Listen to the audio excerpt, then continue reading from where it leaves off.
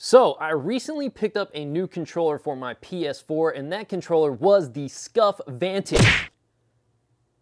Well, it's not in my hand because I already returned it. I'll tell you why.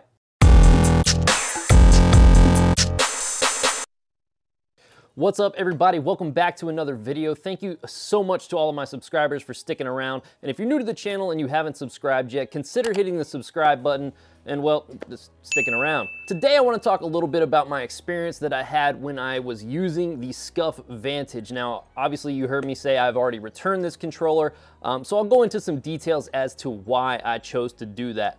Now, when I first picked up my Scuf Vantage, I was absolutely in love with it. I did not have any complaints in the very first few days when I was using it. I obviously understood that I needed to get accustomed to a controller with much more buttons than I was accustomed to already. So when I was using the Scuf Vantage, everything was going great until I started to experience some problems here and there as time went on. The very first issue that I noticed with my Scuf Vantage was the fact that I could not use my headphones in the 3.5mm jack slot when the controller is in the wireless function. Now, I know that a lot of people are going to use a competitive gaming controller in the wired function just from the simple fact that it is going to be the lowest latency and is going to have the most direct connection with your console, and that's totally fine. I get that. But when you're maybe wanting to just not be in a competitive mode, you want to just kind of relax, play some games, you just want that wireless functionality, not being able to use your headphones and talk to your friends is kind of a pain in the butt. It's not the end of the world. I do have other controllers that I can use and use my 3.5mm headphones with those controllers, but if I want to use the Scuf Vantage that, I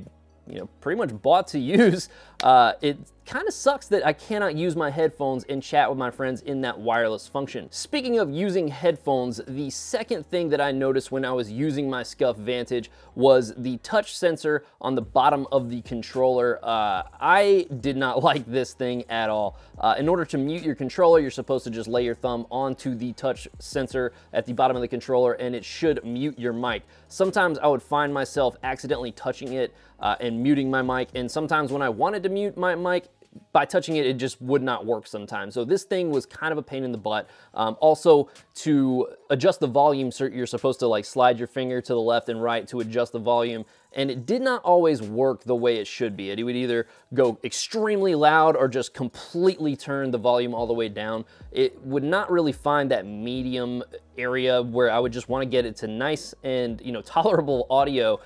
So that was kind of a pain in the butt as well. The third issue that I had with my Scuf Vantage was the fact that when I was using my Scuf Vantage, say I was on Black Ops 4, for example, I would get into like a standoff with someone and I wanted to maybe run diagonally to the right. By pushing my left analog stick up and to the right some, I would sometimes find myself hitting the share button, which was extremely close to the left thumbstick. Now, it was very frustrating when I would get into a standoff with someone and, all of a sudden my share screen is popping up, makes me completely not able to move, and then all of a sudden I am gunned down, and it's very frustrating when something happens like that.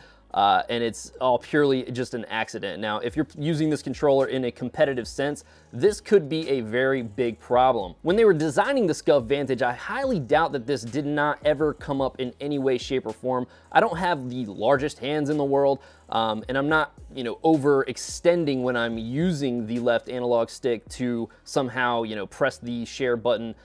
It just didn't make any sense to me. It was super close. Like, you could almost touch the share button with the actual analog stick itself.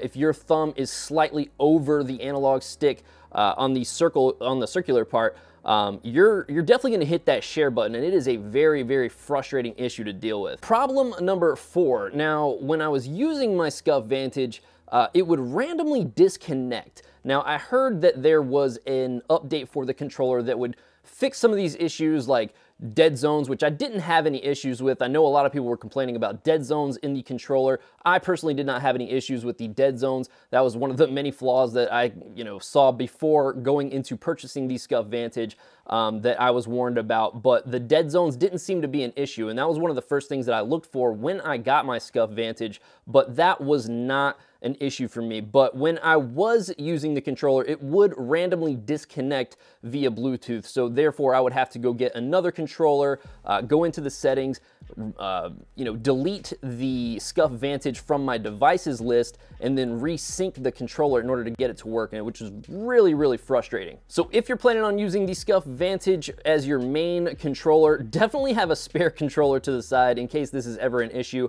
Now, I'm assuming you might be able to use it in the wired mode. Take care of that and go into the devices, remove it from your devices and then try to resync it. I did not personally try to do that. I just grabbed the other controller that I had laying next to me, and I would do it with that controller. But if it would work, then by all means, go ahead and do it the way that you need to. But using this as your main controller could be risky. The fifth issue that I would deal with on the controller is sometimes, I actually have some footage here that I'll play in a second, where I would start up my PlayStation, I would start up my game, but then it would not allow me to go any further than the start menu. I would have, full ability to back out to the PlayStation menu, then go back into the game, pressing the X button. But if it were in the game and it was asking me to press the X button to go further than the loading screen, or well, not the loading screen, but the main menu, the X button just would not respond. Now, I would have to then, again, go get another controller, go past that screen, and then I was able to use my Scuf Vantage, which I felt was very, very strange. I've never seen anything like that before. I even reached out to Scuf, and they were very nice, and they actually were looking to replace my controller, but at that point, I had already decided that I was going to return the controller, and I just did not feel like going through all of that. But right now, we got a bigger problem on our hands, and that's a controller that's not responding. So let's figure this out. Issue number 6 happened to be the sax button placement. Now, if you have smaller hands, by all means, these might not affect you in any way, but where I rest my hand on the controller, I would constantly find myself hitting these sax buttons, depending on what I had them mapped to, potentially could have resulted in some really bad choices in terms of, like, say for example, I have my right sax button set to reload. If I am shooting and I accidentally hit my sax button, it's gonna stop me from shooting and actually start reloading my weapon, and therefore I would just be, an easy target. I could easily get gunned down, and it was just not a good thing. So the sax button placement, I ended up just removing the sax buttons altogether. It's great that you can actually just pop off the buttons and pop them back on when you need them. I personally tried to get accustomed to them and make it work for me, but unfortunately, just where my hand sits on the controller, I would constantly find myself hitting these on accident, and it would just not be a good thing for me at all. Now, my final complaint about the Scuf Vantage is the fact that there is no light bar on this controller. So if you were to want to use this with, say, your VR headset, or maybe you're playing a game that requires a light bar on your controller and the eye, this thing is not going to get recognized by the PlayStation Eye. It's just, there's no light bar. It's not using any of the light bar technology. There is a Scuf logo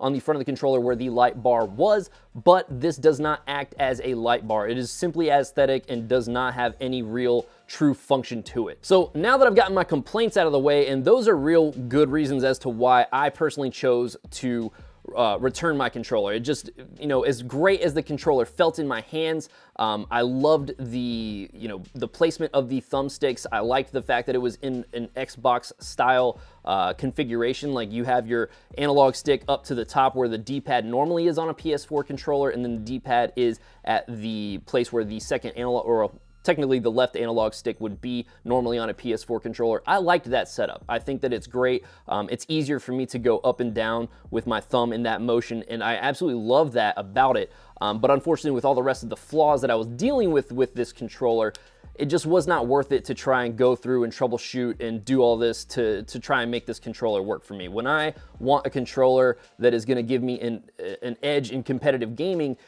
dealing with all these problems just is not beneficial when it comes to trying to be competitive in an online sense. When it comes to shooters, it just did not work. But overall, the overall design, if maybe they got rid of that share button, because personally, I don't see anybody that really needs that share button, or maybe just put it off to a different area. Maybe get rid of the, maybe make the touch sensor a little bit smaller in the controller. Put the share button off, slightly more to the right, so therefore your thumb won't accidentally press it. the controller, its design is great. The speaker on it is good. Everything about the controller in terms of weight felt good. It felt like a really sturdy controller. I liked the fact that you could actually take the faceplate off and, you know, magnetically just remove it, put another faceplate on.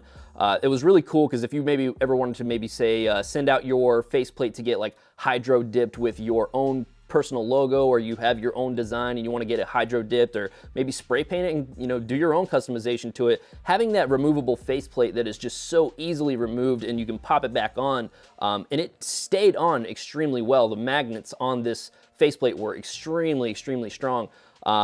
It's a great setup. Like I think that that's an awesome way. They definitely had a good what's the word that I'm looking for here? It was a move in the right direction in terms of customization. So if they ever release more faceplates, maybe they'll just allow you to buy the faceplate, pop it on, and you got a really cool controller. If you're, you know, a fashionista when it comes to your controllers. Me personally, I bought a black faceplate just because I didn't like the silver color that it came with, and that was that. I didn't plan on going any further with customization. Another pro about the controller was how easily you could actually, you know, again, take that faceplate off and remove your thumbsticks. You could replace them extremely easy. You didn't need to use any other tool like the key does on any of the other Scuf controllers. Like you need this special key to unlock the rings around the analog stick that hold it in.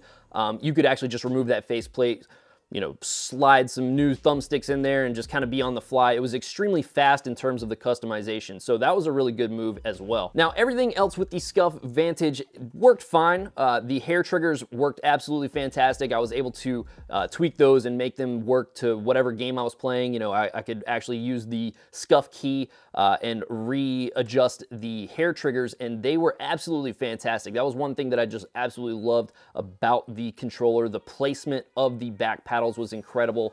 Very easy to reach every single paddle. It was not uncomfortable. It's probably one of the most comfortable controllers that I actually had, minus the fact that I was, you know, hitting the sax buttons on accident. But the overall feel of the controller was absolutely incredible. Now, the reason why I chose to return it is because with the Scuf Impact that I chose to go with, this one here, everything that I had a complaint about, let's get that in focus there. So everything that I had a complaint about with my Scuf Vantage, this controller took care of every single complaint. Now, I did personally customize this my own way, so I like the purple and green. This controller is absolutely incredible. Now, if this controller had the ability to move the thumbstick over here and vice versa, move the D-pad into this area, that would be fantastic. That would be the only one thing that I would probably change about this controller. But everything about my Scuf Vantage that I complained about, this controller is everything that I possibly wanted. So as you can see, I have my PS4 light bar. So if I ever want to play PSVR games or anything like that, this is, you know, gonna pick up the PlayStation Eye. Everything that in terms of being able to use the headphones in a wireless function, this controller is able to do. I didn't have to do any kind of crazy syncing with this controller. I just plugged it in with a USB and this thing was ready to rock. So this controller, from what I understand, uses the actual guts of a PS4 DualShock. It's just a little bit wider to get the placement of the the back paddles, and everything about it is just absolutely incredible. You know, this controller would be my recommendation. If you were planning on getting a Scuf and you had looked into the Scuf Impact, I would probably suggest starting, the Scuf Vantage. I would suggest starting with the Scuf Impact just because this controller is going to feel very familiar to you because it is just like a DualShock controller, but it has the extra functionality that you're looking for from a competitive gaming controller. Now, I personally love my Xbox One Elite controller. I think it is probably one of the most comfortable controllers out there. So if you are looking for something that is along the same lines for your PlayStation, that's exactly why I went and looked for a controller like this, because I started to notice that I'm playing my PlayStation a lot more than I play my Xbox. I actually just let my Xbox Live run out just because I'm just not playing it enough. I'm playing all of my competitive games on the PC or my PS4. So if you are in the market for a competitive gaming controller, I would highly suggest looking at the Impact instead of the Scuf Vantage, just because it just works so much better. You know, if you are someone who you know, needs those sax buttons. Maybe the back paddles are just not what you need. Maybe you need a little bit more than just the back paddles. Definitely look into this Scuf Impact. I'm telling you right now, I have been extremely happy with this controller since I've got it. It came in, I want to say, maybe 3 days. I was able to customize it to my liking. I ordered it, shipped, and it straight up came to my house with the controller in 3 days, and it wasn't any more expensive than the Scuf Vantage. Now, if you have already bought a Scuf Vantage and you are experiencing things like the disconnecting from the Bluetooth and the drifting of the thumbsticks, they have released an update for the Scuf Vantage that some people say have fixed it completely. Some people say it made it a lot worse. Depending on how you went about doing your update may play into that, because, you know, if you don't follow the instructions and say you're doing the update, maybe you unplug your controller too early, it's probably going to affect your controller and render it like a brick. So I would be very careful with that. But like I said, Scuf's customer service was 100% willing to fix my issue, and they were, you know, really, really nice about what was going on. They understood that there were some issues with the controller, and they will reach out and they will try to fix your problem for you. So if you are looking to try a Scuf Vantage, maybe get it from a, you know, game store like I did, and with the ability to return it. That would be major key. I personally bought mine from GameStop, so I was able to return it within 30 days. I kept mine for about 2 weeks, and, you know, within the first week, I was absolutely loving it. Obviously, you know, I had some problems with it, like I was mentioning, but so there you guys have it. That was my experience with the Scuf Vantage. Hopefully this video was of some help to you in making your decision in terms of which competitive gaming controller you should go with. I personally went with the Scuf Impact, like I said before. I think that they're having some issues with fulfilling orders with the 4PS Infinity. So if you are looking to get one of those, maybe you don't need 4 back paddles. I personally think that it's better to have it than not. Because if you need it, it's better to have it than not have it. So hopefully this video was some help to you guys. Thank you so much for checking it out. If you like this video, make sure to drop that thumbs up. Let me know what you guys think about your Scuf controllers, or if you're looking to purchase a Scuf controller, which one interests you the most. And I'll see you guys on the next video. See you later.